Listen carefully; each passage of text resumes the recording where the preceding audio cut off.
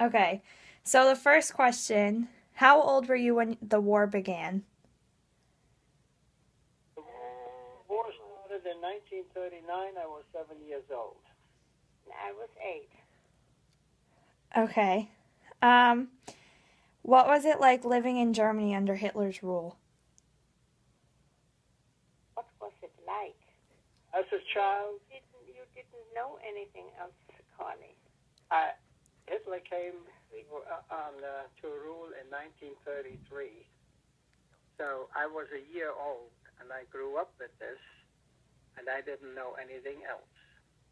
That would be the same as if I would ask you when you were 7 years old or 3 years old, what was it like to live under Eisenhower or whoever was in charge at that time?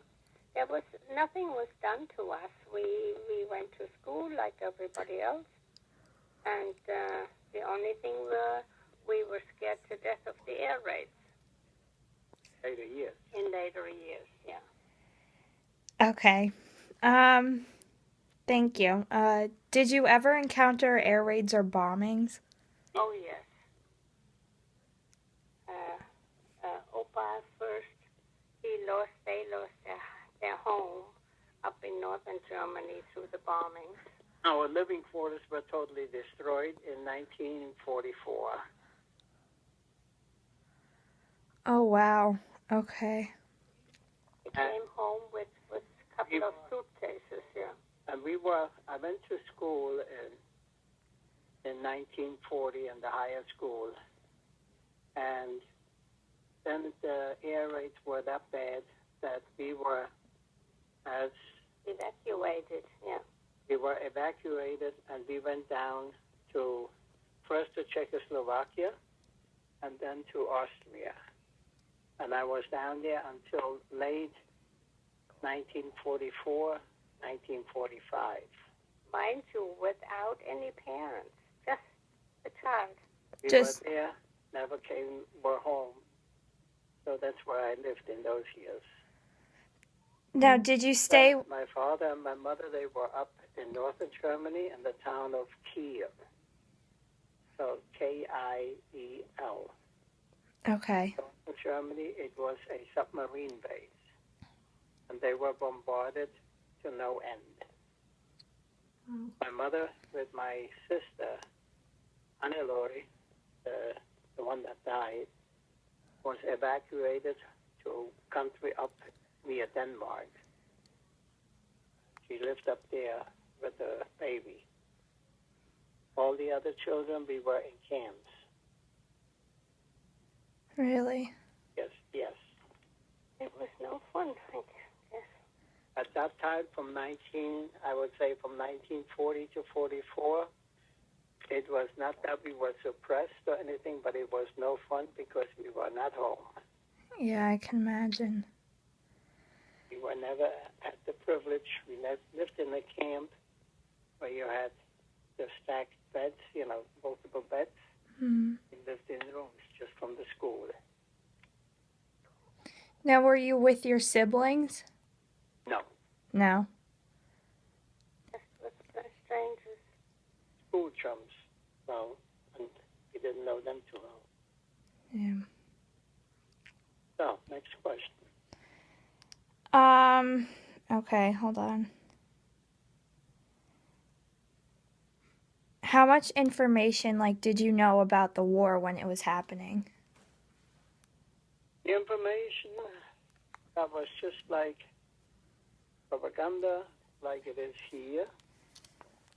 You don't know exactly what's going on in Afghanistan. You don't know what was going on in Iraq, nor do you know what was going on in any of the worlds where we were involved. We didn't know anything. No, just what you heard on the news that you heard on the radio. At that time, we didn't have television or... the only time where we saw what was going on or a war, if we were allowed to go to the movie, they had sort of a newsreel. Yeah. And they only showed what they wanted to show. Yeah. So it was very, filtered? Oh, yes, it was filtered.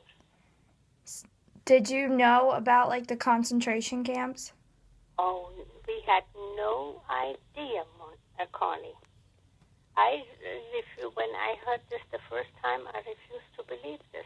It's just like And it was many people like that. Yeah, I believe it. asking, that would be just like asking your parents or even your grandparents that lived here if they would know that all the Japanese and the German people that they could get, there were quite a few that were interned in camps Mhm. in And up in Canada, too. Right. Mhm. Yeah, also in Canada. The public didn't know about it. Mhm. Nobody knew about this. But those were legal immigrants. Yeah. Yeah, They were not illegally here. They were immigrated here. they had immigrated, yeah. You were of German descendant, or you had to say one time that you liked Germany, or so you were also hauled off to camp. You were not mistreated in that way. It was there in the concentration camp, that's true. But they were locked up too. Mhm. I met And quite a you go few. back in history here, even the United States government had to pay money to the Japanese that were interned because they were more interned than the Germans. Mhm. Because the Japanese actually attacked the United States. Yeah. So, next question. Well, that's about it, I think. That's about it? Uh-huh. Okay. Well, thank you very much. You're quite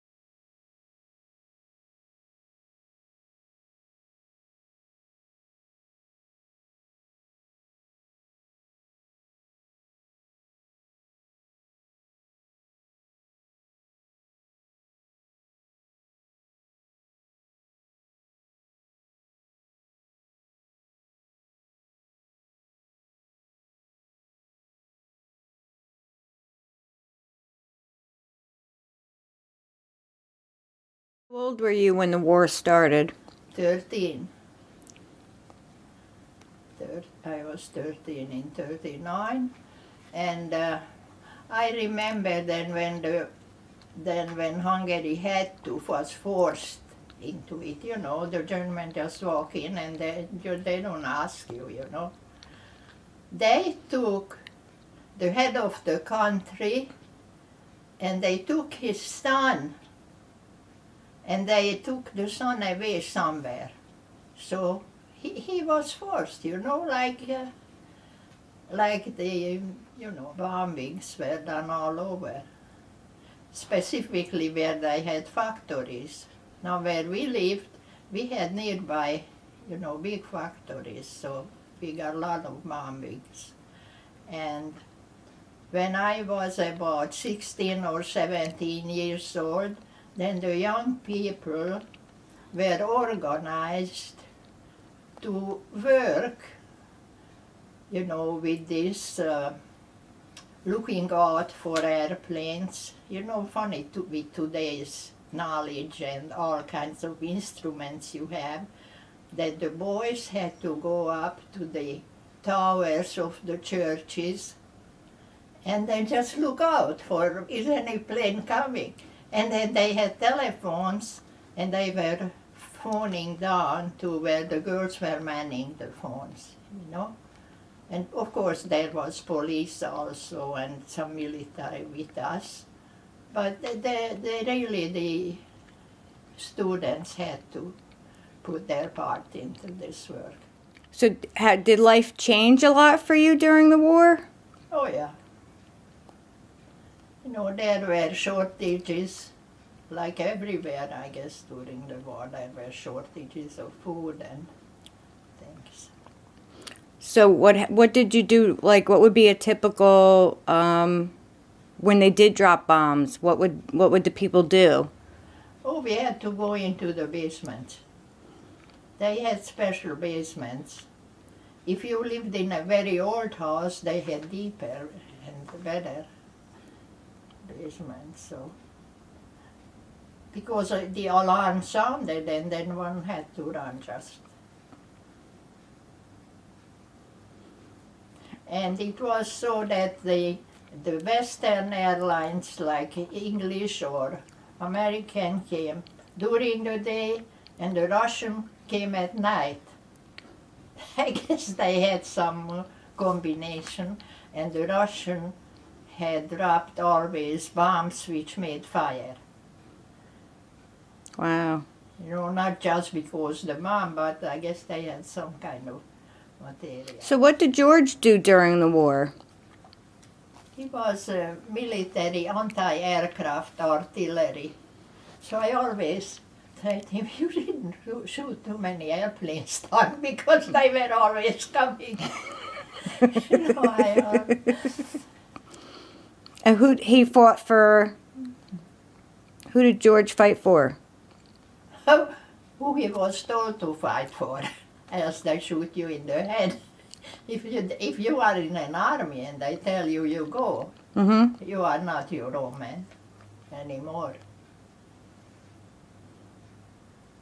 And then the Germans were standing behind the Hungarian military, so with the guns. So did George ever tell you what it was like in the prisoner of war camp?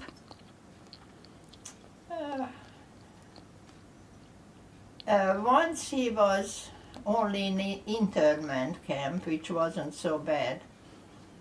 But then he had to go and work in an iron foundry to carry the heavy melted, buckets. So that wasn't very pleasant, as you can imagine.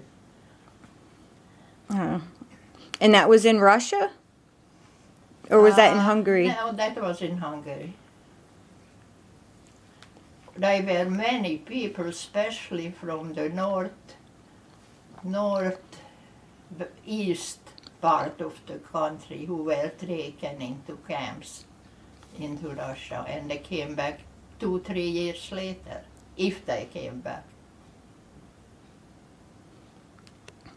Were you aware of the concentration camps at that time during the war? No, they were. We knew that they collected the Jews and they took them by train, but they said that they are taking them to Germany and even Poland, I guess, for some factories to work. Only after the war we learned what happened there. Because they just said that they'd be working for the war effort.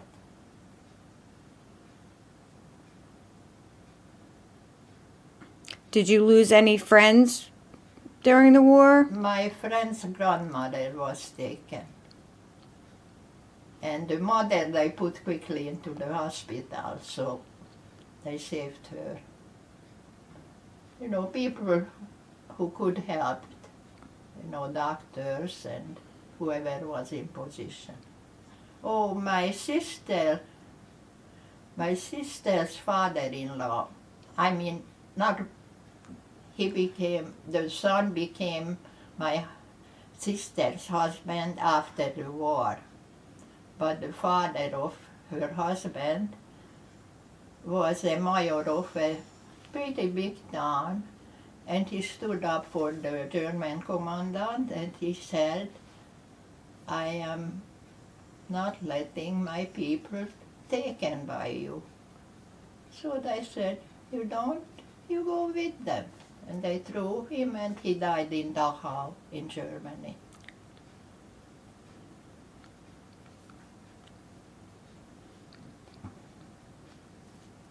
So people had no choices sometimes. And there were those who stood up and then they paid with their own life.